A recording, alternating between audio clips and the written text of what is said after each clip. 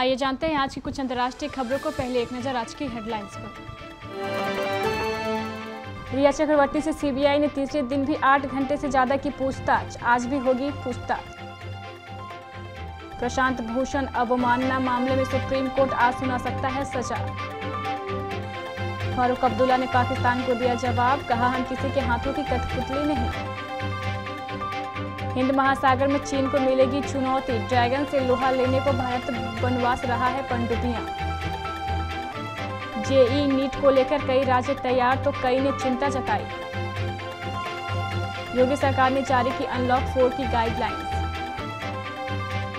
नरेंद्र मोदी के मन की बात को यूट्यूब पर किया जा रहा है नापसंद। ड्रग पार्टी में शामिल होती थी सुशांत की बहनें, श्रुति मोदी के वकील ने किया दावा। और सुनील ग्रोवर के साथ काम नहीं करना चाहती शिल्पा शिंदे। और सुरेश रैना पर भड़के सीएस के मालिक श्रीनिवास, कहा जल्द आएगा समझ क्या खो दिया है। बॉलीवुड अभिनेता सुशांत सिंह राजपूत की मौत के मामले में रविवार को लगातार तीसरे दिन सीबीआई ने अभिनेत्री रिया चक्रवर्ती से लंबी पूछताछ की। रविवार को रिया से 8 घंटे तक पूछताछ की गई। इससे पहले शुक्रवार को 10 घंटे और शनिवार को 7 घंटे की पूछताछ की गई थी। मुंबई के डीआरडीओ स्थित गेस्ट हाउस में यह पूछताछ की गई थी। जांच एजेंसी की टीम इसी गेस्ट हाउस में ठहरी है। जांच एजेंसी ने आगे की पूछताछ के लिए रिया को फिर आज बुलाया है। वकील कार्यकर्ता प्रशांत भूषण, जो भारत के मुख्य न्यायाधीश एसए बोबड़े और सुप्रीम कोर्ट की आलोचना करने वाले अपने ट्वीट के लिए अवमानना के दोषी पाए गए हैं, आज सजा सुनाई जा सकती है। 63 वर्षीय प्रशांत भूषण ने यह कहते हुए पीछे हटने या माफी मांगने से इनकार कर दिया है कि यह उनकी अंतरात्मा और न्यायालय की अवमानना होगी। उनके वकील ने तर्क दिया है कि अदालत को प्रशांत भूषण की अत्यधिक आलोचना झेलनी चाहिए, क्योंकि अदालत के कंधे इस बोझ को उठाने के लिए काफी है।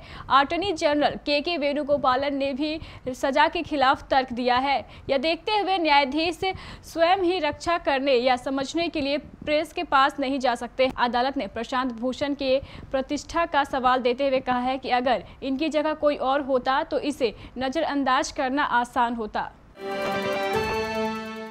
जम्मू कश्मीर को विशेष दर्जा देने वाले संविधान के अनुच्छेद 370 के अधिकतर प्रावधानों को समाप्त करके केंद्र के कदम के खिलाफ एकजुट होने वाले 6 राजनीतिक दलों के घोषणा पत्र को हाल ही में पाकिस्तान द्वारा सराहा गया था।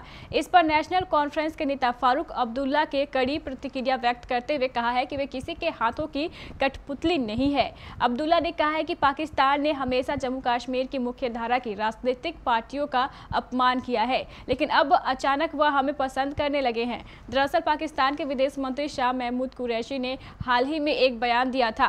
नेशनल कॉन्फ्रेंस, पीडीपी, कांग्रेस तथा 3 अन्य दलों ने जो घोषणा पत्र जारी किया है वह कोई सामान्य घटना नहीं है, बल्कि अहम घटनाक्रम है। नौसेना के लिए 6 पारंपरिक पनडुब्बियों के निर्माण के वास्ते 55,000 करोड़ रुपए की वृहद परियोजना की निविदा प्रक्रिया अक्टूबर तक शुरू होने वाली है। चीन की नौसेना की बढ़ती ताकत के मद्देनजर ये पनडुब्बियां भारत की सामरिक क्षमता को बढ़ाने में महत्वपूर्ण भूमिका अदा करेगी। सरकारी सूत्रों ने रविवार को इस बारे में जानकारी दी। राजनीतिक भागीदारी मॉडल के तहत भारत में इन पनडुब्बियों का निर्माण होगा। इसके तहत घरेलू कंपनियों को देश में अत्याधुनिक सैन्य उपकरण निर्माण के लिए विदेशी रक्षा मंत्रियों से करार की अनुमति होगी और आयात पर निर्भरता घटेगी। नीट और जेईई मेन परीक्षा को लेकर कई राज्यों ने तैयारी शुरू कर दी है। वहीं कई राज्य ऐसे हैं जो परीक्षा के आयोजन को लेकर चिंतित है। झारखंड के मुख्यमंत्री हेमंत सोरेन ने परीक्षाओं को स्थगित करने के मसले पर युवाओं की राय मांगी तो 78.5% छात्रों ने कहा परीक्षाएं स्थगित होने से परेशानी नहीं होगी। केंद्र सरकार ने पहले ही साफ किया है कि परीक्षा तय समय पर ही होगी। केंद्र सरकार के बाद अब योगी सरकार ने यूपी के लिए अनलॉक 4 की गाइडलाइंस जारी कर दी है। इसमें अधिकांश केंद्र के दिशा निर्देशों का पालन किया गया है। यूपी में भी 7 सितंबर से मेट्रो चल सकेंगी। स्कूल कॉलेज 30 सितंबर तक बंद रहेंगे। मुख्य सचिव राजेंद्र कुमार तिवारी की ओर से इस संबंध में शासनादेश जारी कर दिया गया है। प्रधानमंत्री नरेंद्र मोदी का मन की बात कार्यक्रम इंटरनेट यूजर्स की नकारात्मक प्रतिक्रियाओं के कारण चर्चाओं में आ गया है। आकाशवाणी पर रविवार को प्रसारित होने वाले इस कार्यक्रम का दूरदर्शन के अलावा कई निजी चैनलों ने भी सीधा प्रसारण किया। इसके साथ ही पीआईबी, बीजेपी और पीएम मोदी के यूट्यूब चैनल पर भी देश के नाम पीएम के संबोधन को सुना जा सकता है। मगर इस रविवार के मन की बात को लेकर इन यूट्यूब चैनलों पर यूजर्स की प्रतिक्रिया सकारात्मक कम, नकारात्मक ज्यादा रही है। इन तीनों ही जगहों पर मन की बात के वीडियो पर लाइक्स की तुलना में डिसलाइक्स बहुत ज्यादा है। सुशांत सिंह राजपूत मामले में ड्रग कनेक्शन आने के बाद से केस एक नई दिशा में मुड़ गया है। रिया चक्रवर्ती की चैट से खुलासा हुआ है कि सुशांत को ड्रग्स दी जा रही थी। खुद रिया ने एक इंटरव्यू में कहा था कि सुशांत ड्रग्स लेते थे। अब सुशांत के एक्स मैनेजर श्रुति मोदी के वकील ने सामने आकर इस केस में एक नई बात जोड़ दी है। उनके मुताबिक सुशांत की बहनें उन पार्टियों में शामिल होती थी जिनमें ड्रग्स का इस्तेमाल किया जाता था। मीडिया रिपोर्ट्स के मुताबिक श्रुति मोदी के वकील अशोक सरावगी ने दावा किया है कि सुशांत सिंह राजपूत की बहनें ड्रग्स पार्टी का हिस्सा होती थी, वो इनमें शामिल हुआ करती थी। उन्होंने कहा है कि सुशांत की बहन जो मुंबई में रहती है वो शराब का सेवन करती थी, वो इसकी काफी शौकीन थी। अशोक का मानना है कि सुशांत के परिवार को इस बारे में जानकारी थी कि वो ड्रग्स ले रहे थे। एक्ट्रेस शिल्पा शिंदे ने कहा है कि उन्होंने शो में शामिल होने से पहले शो गैंग्स ऑफ फिल्मिस्तान के निर्माताओं को सूचित किया था कि वह सुनील ग्रोवर के साथ काम करने को इच्छुक नहीं है। टेलीविजन अभिनेत्री शिल्पा शिंदे जल्द ही प्रसारित होने वाले comedy show gangs of Filmistan का हिस्सा बनने के लिए सहमत हुई हैं, केवल इस आश्वासन के बाद कि वह कॉमेडियन अभिनेता सुनील ग्रोवर के साथ काम नहीं करेंगी। अब शिल्पा शिंदे शो छोड़ने की योजना बना रही हैं क्योंकि उनसे झूठ बोला गया है।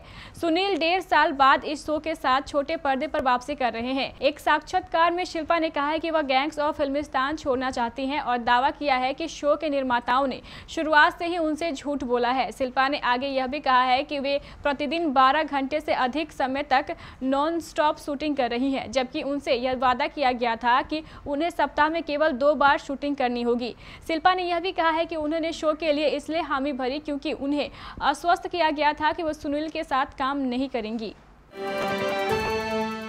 इंडियन प्रीमियर लीग आईपीएल की franchisee team Chennai Super Kings के लिए शुक्रवार के बाद से मुश्किलें कम होने का नाम नहीं ले रही हैं। शुक्रवार को खबर आई कि टीम का एक गेंदबाज और कुछ स्टाफ सदस्य कोविड-19 पॉजिटिव पाए गए। इसके बाद शनिवार को सुरेश रैना निजी कारण का हवाला देकर स्वदेश रवाना हो गए और इन सब के बाद खबर आई है कि सीएसके का एक और खिलाड़ी कोविड-19 पॉजिटिव पाया गया है।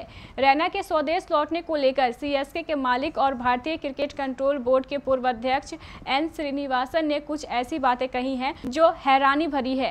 श्रीनिवासन ने कहा है कि रैना जब से दुबई पहुंचे वो अलग अलग बातों के लिए शिकायत करते रहे। सीएसके के उप कप्तान सुरेश रैना ने आईपीएल 2020 से हटने के फैसले ने सबको चौंका दिया है।